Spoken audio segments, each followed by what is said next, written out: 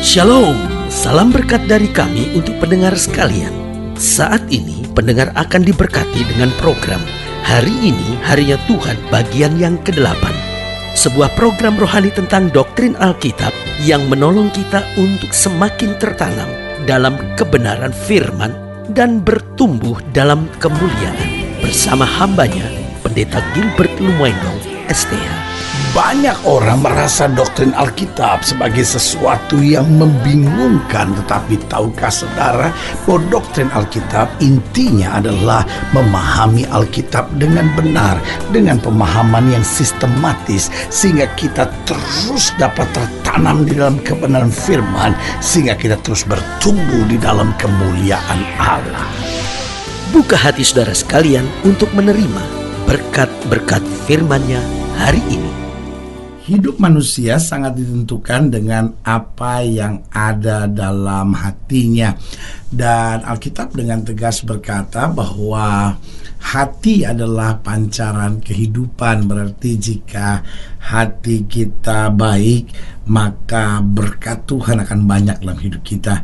Namun kalau hati kita jahat, berkat-berkatnya juga terhambat dalam hidup kita. Jadi hati manusia itu pancaran kehidupan kita. Kalau hati kita lurus, maka jalan kita, berkat kita lurus.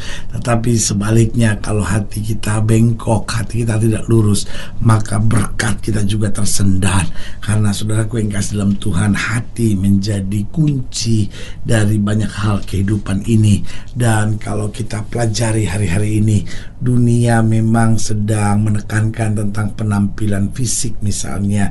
Wah, manusia mulai dipoles kiri kanan, belum lagi kalau perlu operasi plastik supaya kelihatan cantik, supaya kelihatan gagah, supaya kelihatan hebat. Wah, penampilan dijaga, gaya rambut dijaga, lalu gaya penampilan juga diperhatikan.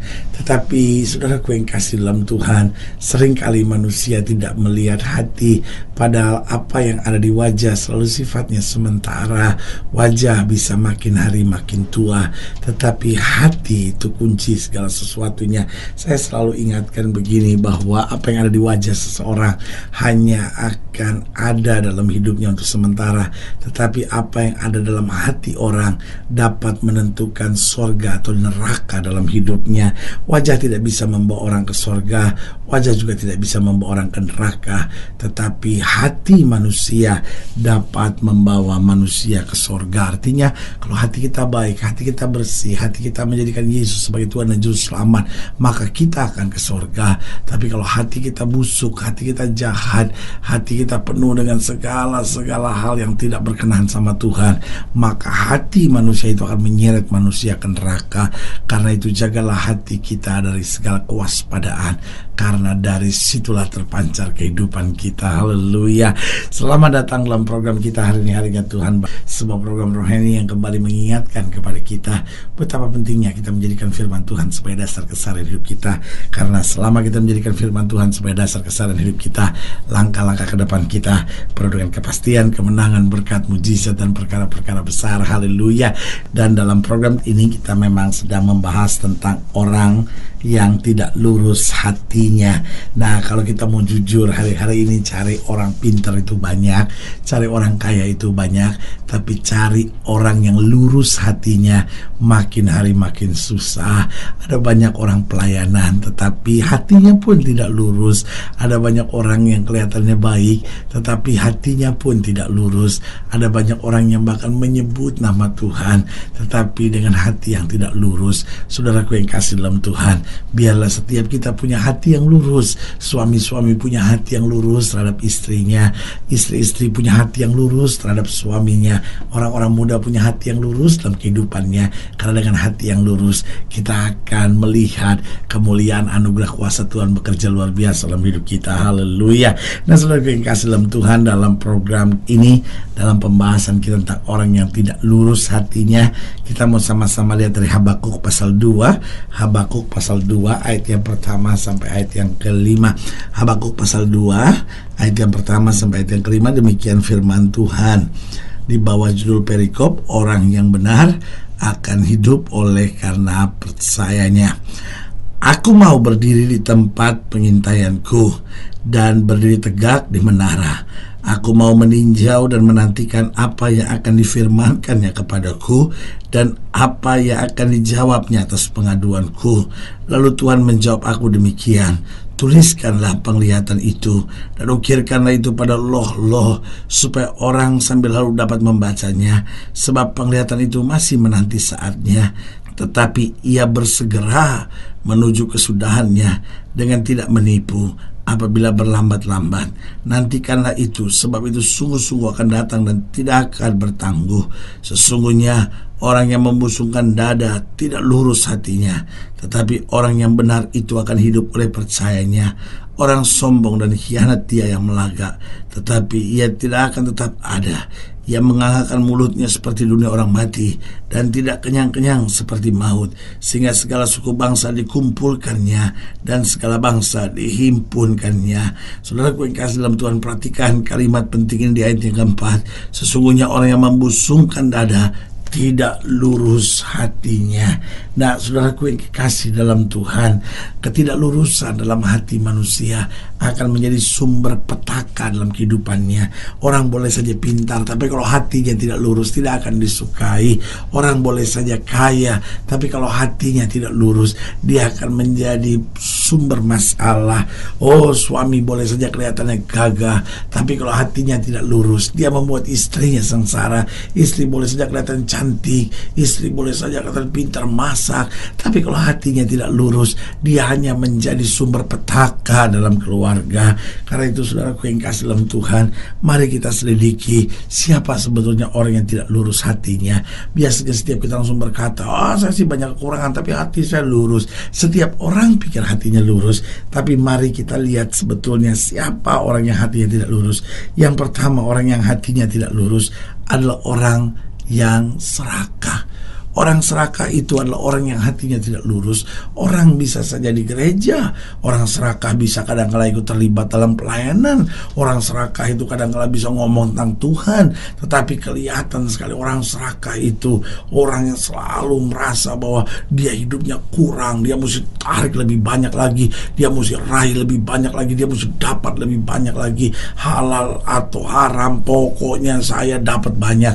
Itu orang serakah. Orang serakah nggak bisa lihat orang lain punya, dia mau rampas. Orang serakah nggak bisa lihat orang lain lebih maju, dia omongin. Kenapa? Karena keserakan telah menguasai hatinya. Saudaraku yang kasih dalam Tuhan, orang serakah menjadi sumber masalah di mana-mana. Banyak suami-suami serakah, banyak istri-istri serakah, banyak orang-orang muda serakah, dan banyak orang-orang pelayanan serakah. Orang serakah itu nggak bisa menghargai orang. Orang serakah itu nggak bisa bergandengan tangan sama orang. Orang serakah selalu merasa dirinya tersiksa, teraniaya, dirinya itu dikecewakan, disakiti, orang lain itu seenaknya terhadap dirinya. Itu ciri orang serakah. Jadi saudaraku yang kasih dalam Tuhan, sebagai hamba Allah saya mau ingatkan, jangan serakah. Orang serakah itu adalah orang yang tidak lurus hatinya.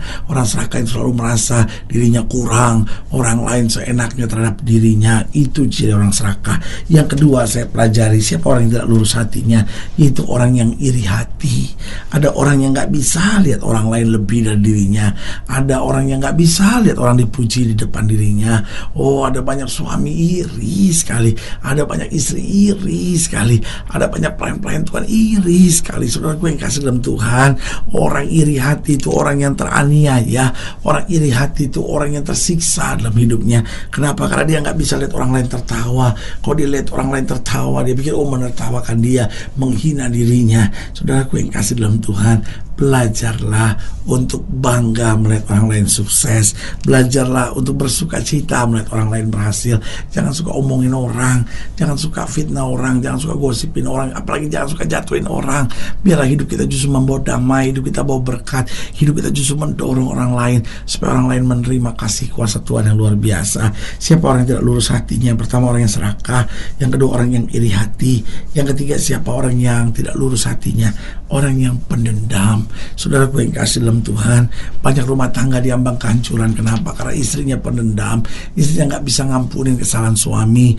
Banyak suami-suami juga gitu, dendam pada istrinya, dendam pada mertua, dendam pada ipar. Saudaraku yang kasih dalam Tuhan, orang-orang yang dendam adalah orang-orang yang menyiksa dirinya sendiri. Orang-orang yang dendam adalah orang yang merana dirinya sendiri. Kenapa? Karena dalam kedendaman dia kehilangan damai. Dalam kedendaman dia kehilangan hubungan yang akrab dengan Tuhan. Dalam kedendaman dia menggerogoti dirinya sendiri dengan penyakit-penyakit. Karena sebagai hamba Allah, saya mau ingatkan, jangan hidup dengan dendam.